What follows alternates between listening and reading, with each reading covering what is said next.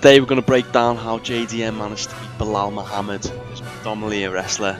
We're going to find out if he can do it this weekend against Islam Makhachev. Let's dive into the analysis.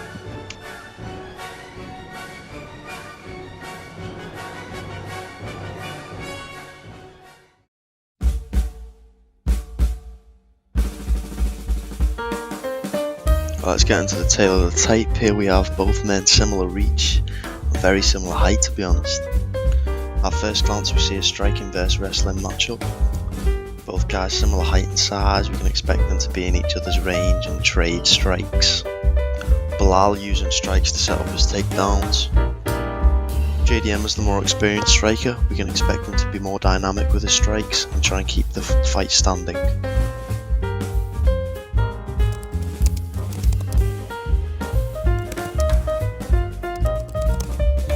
Here we are about to watch Belal land one of his only takedowns of the fight.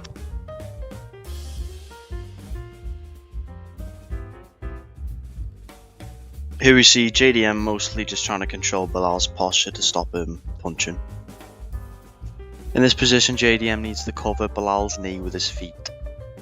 If the knee lever fails because Belal bases out, he has the option to underhook and go into attacks from there, either heisting into the dogfight or going into sweeps. As well as this, I'm much better than me.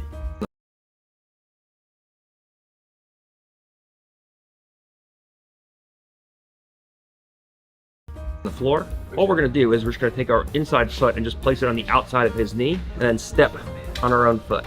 So that from here we can reverse shrimp underneath our partner and point our knees in the same direction as the direction we're sweeping. And now we just clamp down on our partner's arm. We hit a basic knee lever out and over to the side, where now we essentially switch positions top and bottom and we end up in top half guard.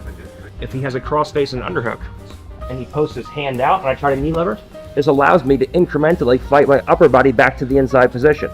So now as he goes to recover, now I have my underhook, taking his knee off the floor. So if I go into a hard knee lever from here and he takes his knee off the floor, now the knee lever is impossible, but a butterfly hook is always possible.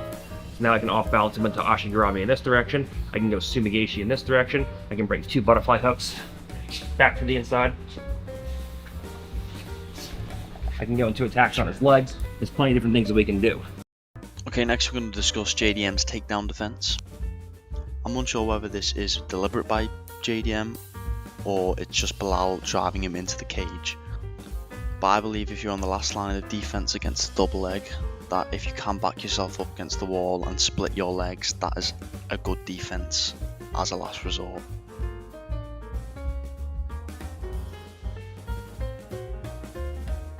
Now I'm going to repeat the takedown sequence I've just shown you. Essentially what happens in this sequence is JDM backs himself up against the wall and splits his legs. This prevents Belal connecting his hands and getting a double leg, therefore he moves up onto a body lock. However, rather than using the body lock to throw an attack, he uses it simply as a diversion to then enter into a single leg.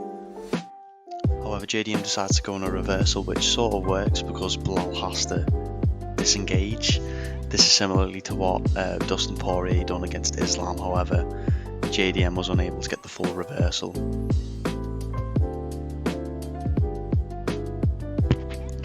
Now I'm going to make a comparison between Leon Edwards and JDM. Now we're going to see here in this clip Leon Edwards taking a really long time to counter the rear body lock.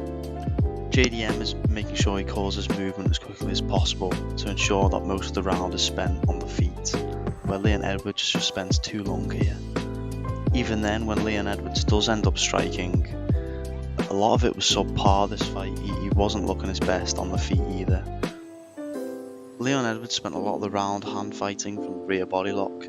This is just simply a waste of time. I mean, it does work, but it's taking a lot longer, where if he tried to use other techniques to maybe speed up this process, he would have been able to get back to the striking where it's his domain. Now look how quick JDM counters this, and on this video I haven't even sped it up. What JDM does here is he uses a technique called a Harai Goshi. This is from Judo, and he manages to do this without even a whizzer, which is normally what you'd use, and he frees himself and gets straight back to the striking where he wants to be. He doesn't even bother trying to clinch back with Belal, which was what Leon doing while you're wasting time there. You just go straight back to the striking. His range and the other two to prevent them shooting on him, because if they do, they have a chance of getting caught with a shot.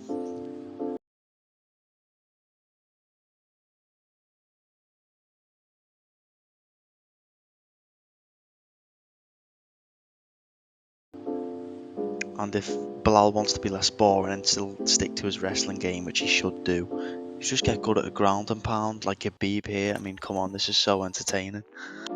Next, we're going to discuss JDM's takedown defense.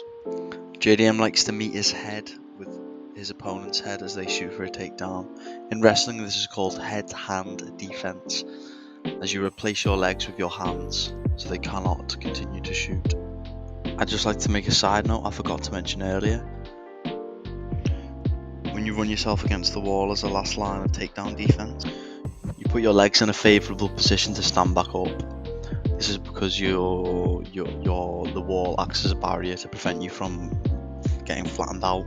Therefore, your legs are always in a position to be able to press upwards. Although takedown defense can be useful against the cage sometimes, your opponent does have many options. Because your legs are split, they can very easily grab high crotches, as well as this body lock trips become much easier, complex judo ones for example. Therefore, in certain positions, maybe it's ideal to get back into the open mat.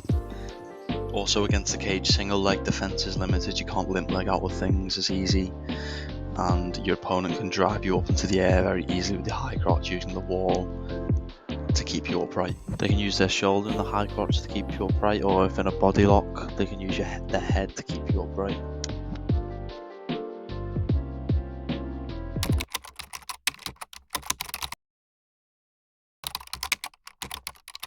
I like to go over this strategy, which is a bit miscellaneous, a bit different from the rest, a bit random. However, it's a technique that I thought is very handy if you're ever in this situation. If your opponent is posting on your hand in the opposite side stance, meaning your lead arms are against each other, you can threaten an elbow down the middle. Now, because their hand is over your hand, it prevents you from being able to jab. So using this technique to move their hand and also possibly get a free elbow works very effectively. I only seen JDM use it once, however it works very well.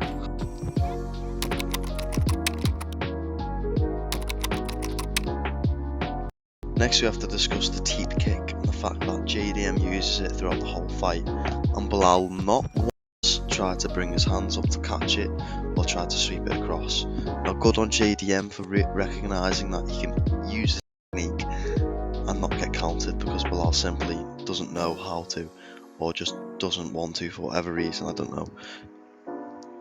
He is letting JDM eat for free with this kick, and JDM is able to keep his range and land free shots because of it and just score points and make it look good.